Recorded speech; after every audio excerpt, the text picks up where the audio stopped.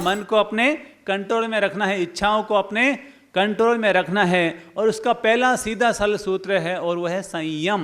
पहला मंत्र कौन सा है? संयम। जैसे हम कार को चलाते हैं, जैसे घोड़ा गाड़ी चलती है, कार चलती है, अगर कार में ब्रेक नहीं होगा तो क्या होगा? कार में अगर ब्रेक ना हो, बिना ब्रेक वाली कार में आप बैठना पसंद करेंगे? क्योंकि मालूम है आगे एक्सीडेंट होना उसका तय है और मरना हमारा तय है, तो बिना ब्रेक वाली कार में कोई बैठना पसंद नहीं करता है। तो ठीक वैसे ही हमारी ज़िंदगी में भी ब्रेक ज़रूर होना चाहिए, हमारी इच्छाओं पर हमारा ब्रेक ज़रूर होना चाहिए, संयम ज़रूर होना चाहिए, कंट्रोल ज़रूर होना चाहिए। अगर हम बिना ब्रेक वाली कार में चलेंगे तो हमारा एक्सीडेंट होना तय है, वैसे ही हमारी ज़िंदगी का भी नाश होना तय है। तो नंबर 1, अपने जीवन में संयम को लागू कीजिए। आँखों पर संयम, कानों पर संयम, जीभ पर संयम, बोलने पर संयम, शरीर पर संयम, पांचों इंद्रियों पर हमारा संयम जरूर होना चाहिए। आपको मालूम है भौरा फूल के अंदर क्यों फंस जाता है? जीभ के कारण। जीभ पर कंट्रोल नहीं कर पाता है और वो फूल से चिपका हुआ रहता है, और जैसे ही सूर्यास्त होता है कि वो फूल बंद हो जाता है और वो भौरा उसी के अंदर मरकर खत्म हो जाता है। दूसरा है पतंगा। पतंगा लाइट के ऊपर उड़ता रहता है, उड़ता रहता है, उड़ता रहता है, और उसको वो रूप इतना आकर्षित करता है, इतना आकर्षित करता है कि वो उसको रूप को छोड़ नहीं पाता, और परिणाम ये आता है कि उसकी गर्मी में वो जल करके खत्म हो जाता है। तीसरा है हाथी। हाथी हथिनी के पीछे उसके मोह में इतना पागल हो जाता है, इतना पागल हो जाता है, इतना पागल हो जाता है कि महावत उसको मालूम है हाथी को कैसे पकड़ा जाता है? हाथी को कैसे पकड़ा जाता है? हथिनी आगे भागती है और हाथी उसके पीछे भागता है, और बीच में एक गड्ढा बनाया जाता है और उसको घास से ढका जाता है, और वो हथिनी के मोह में इतना पागल हो जाता है, इतना पागल हो जाता है कि उसको खड्डा भी दिखाई नहीं देता, और वो खड्डे के अंदर गिर जाता है, और महावत उसको बेड़ियों से बांध देता है, उसको पकड़ लेता है। तो हाथी इस शरीर के मोह में बंध जाता है, और मछली आटे के चक्कर में, कांटे में फंस जाती है। तो नंबर 1, जीभ के कारण कौन फंसता है? मछली। जीभ के कारण मछली फंस जाती है। और रूप के कारण कौन फंसता है? पतंगा फंस जाता है। और स्पर्श के कारण कौन फंसता है? हाथी स्पर्श के कारण फंस जाता है। और भौरा सुगंध के चक्कर में भौरा फंस जाता है। और हिरण कान के चक्कर में, मधुर संगीत सुनने के चक्कर में, और वो हिरण भी फंस जाता है, शिकारी के द्वारा पकड़ा जाता है और मारा जाता है। जब एक एक जीव, एक एक जंतु, एक एक इंद्रिय के कारण फंस जाते हैं, सोचो हम 5 इंद्रियों में अगर फंस जाएंगे तो हमारा क्या होगा? अगर हम 5 इंद्रियों के गुलाम हो जाएंगे तो सोचो हमारा क्या होगा। इसलिए अपने जीवन में संयम लेकर के आओ। ये संसार और कुछ नहीं है, शहद से लिपटी हुई तलवार है। ये संसार शहद से लिपटी हुई तलवार है। लगता है कि रस आ रहा है, लगता है कि रस आ रहा है, लगता है कि आनंद आ रहा है, लेकिन जीभ कब कट जाती है पता ही नहीं चलता। तो अपने जीवन में अगर आप सुखी होना चाहते हैं तो उसका सीधा सरल पहला मंत्र है संयम खलु जीवनम। संयम ही जीवन है, संयम ही जीवन है। सुख की अगर कोई चाबी है, शांति की अगर कोई चाबी है, आनंद की कोई अगर चाबी है तो वह है संयम। इसीलिए तो कहते हैं संतोषी सदा सुखी और बाकी सब दुखी। संतोषी सदा सुखी और बाकी सब दुखी, संयमी सदा सुखी और बाकी सब दुखी। अगर हमारे जीवन में संयम रहेगा, खान पान पर संयम रहेगा, बोलने पर संयम रहेगा, सोचने पर संयम रहेगा, काम करने पर संयम रहेगा, तो मानकर चलिए आप कभी दुखी नहीं होंगे, कभी परेशानी में नहीं आएंगे, कभी समस्याएं आप पर हावी नहीं होगी। जैसे ही संयम छूटता है, ब्रेक छूटता है कि एक्सीडेंट होना तय हो जाता है। इसलिए नंबर 1 संयम और नंबर 2 है जागरूकता। नंबर 2 क्या है? जागरूकता, सजगता। हमारे जीवन में हम हर काम सजगता से करें, विथ अवेयरनेस। विथ अवेयरनेस, हर काम हमें सजगता से करना चाहिए। चाहे चलना हो, चाहे खाना हो, चाहे सुनना हो, चाहे देखना हो, चाहे धंधा करना हो, चाहे घर में कोई काम करना हो, खाना बनाना हो, हर काम जागरूकता से करेंगे, हर काम सजगता से करेंगे। साधना की अगर कोई नींव है तो वो सजगता ही है। हम ध्यान में क्या करते हैं? अपने आप के प्रति सजगता को हम साधते हैं, अपने प्रति हम अवेयरनेस होते हैं। तो जब हम ध्यान करें तो खुद के प्रति अवेयरनेस साधें, और जब हम आँख खोलें तो इस दुनिया के प्रति अवेयरनेस साधें, अपनी हर गतिविधि के प्रति अवेयरनेस साधें।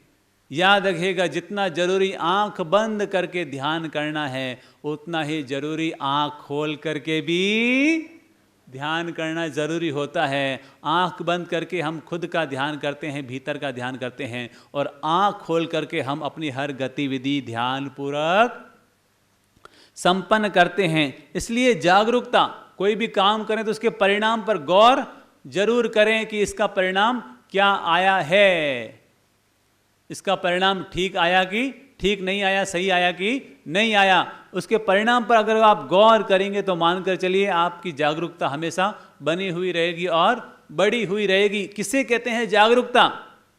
कहते हैं कि एक बार भगवान आदिनाथ का दरबार लगा हुआ था। एक व्यक्ति ने पूछा कि प्रभु, आपके इस दरबार में हजारों लोग आए हुए हैं, ये बताइए कि सबसे अनासक्त कौन है? तो भगवान ने कहा कि सम्राट भरत सबसे अनासक्त है। उस व्यक्ति के मन में आया, देखो भगवान भी कैसे पक्षपात करते हैं।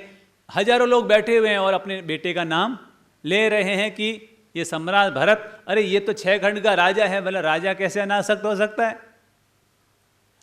और जब भरत ने ये सुना, सभा पूरी हुई, तो भरत ने उसको बुलावा भेजा।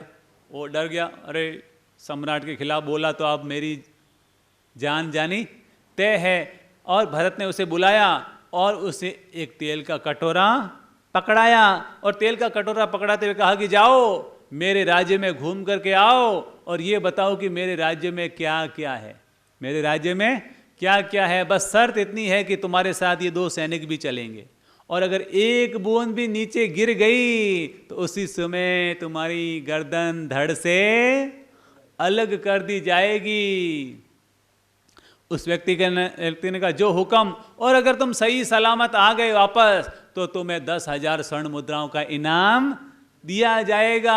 और वो व्यक्ति तेल लेकर के रवाना हो गया, तेल का कटोरा पकड़ के। सुबह गया, शाम को वापस आया।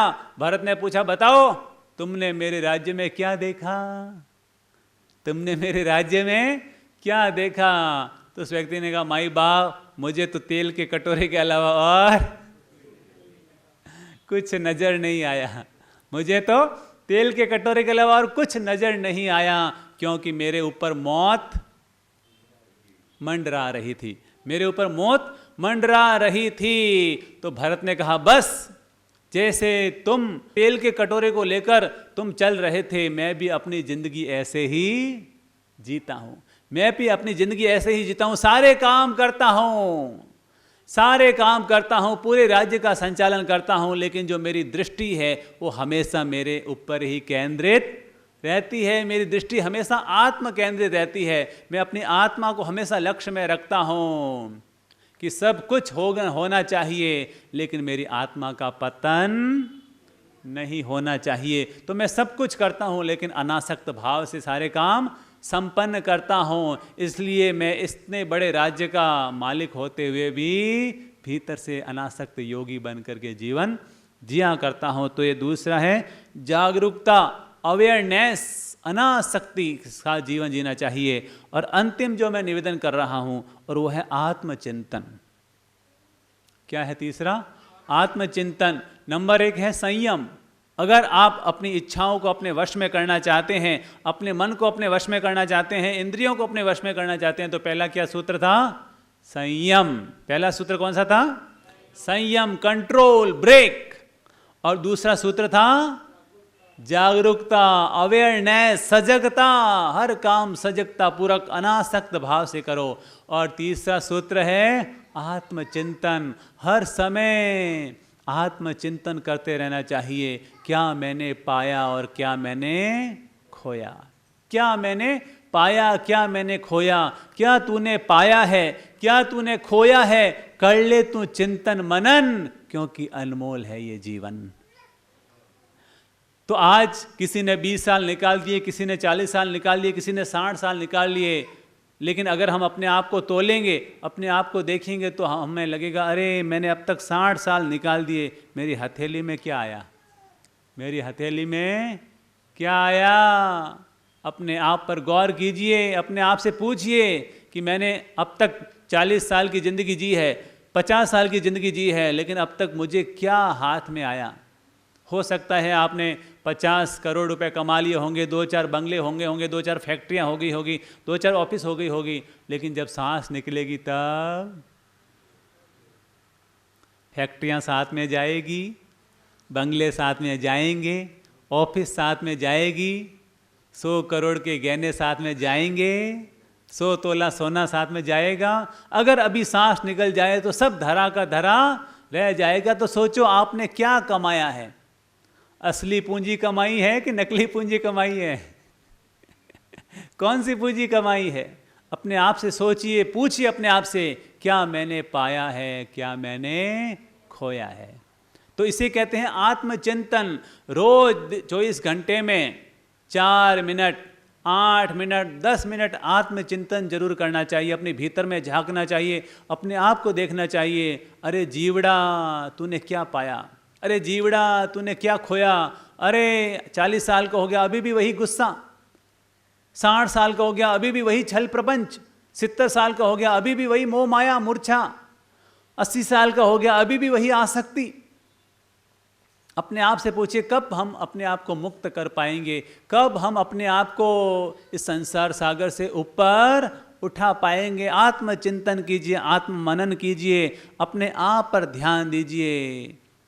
और अगर आप आत्मचिंतन करेंगे, आत्म मनन करेंगे, तो मान कर चलिए आप इस संसार में तो रहेंगे, लेकिन ये संसार आप पर कभी हावी नहीं होगा। जैसे कमल का फूल कीचड़ में रहता है, लेकिन कीचड़ से मुक्त रहता है, ऊपर रहता है, निर्लिप्त रहता है, ठीक वैसे ही आप इस संसार में तो रहेंगे, इच्छाओं के बीच में रहेंगे, मन के बीच में रहेंगे, परिवार के बीच में रहेंगे, सब कुछ करेंगे, लेकिन सब कुछ करते हुए भी आप अनासक्त योगी बनने में सफल हो जाएंगे, मुक्त योगी बनने में सफल हो जाएंगे। तो याद रखना, ये शरीर भले ही मर जाए, लेकिन शरीर मरने से पहले हम मुक्त जरूर हो जाएं। ये हमारा लक्ष्य हमारे आंखों के सामने रहना चाहिए। तो ये मैंने आपको छोटे छोटे मंत्र दिए हैं, अगर आप इस पर ध्यान देंगे तो मैं दावा करता हूँ मौत हमारी बाद में होगी, मोक्ष और मुक्ति हमारी पहले ही घटित हो जाएगी।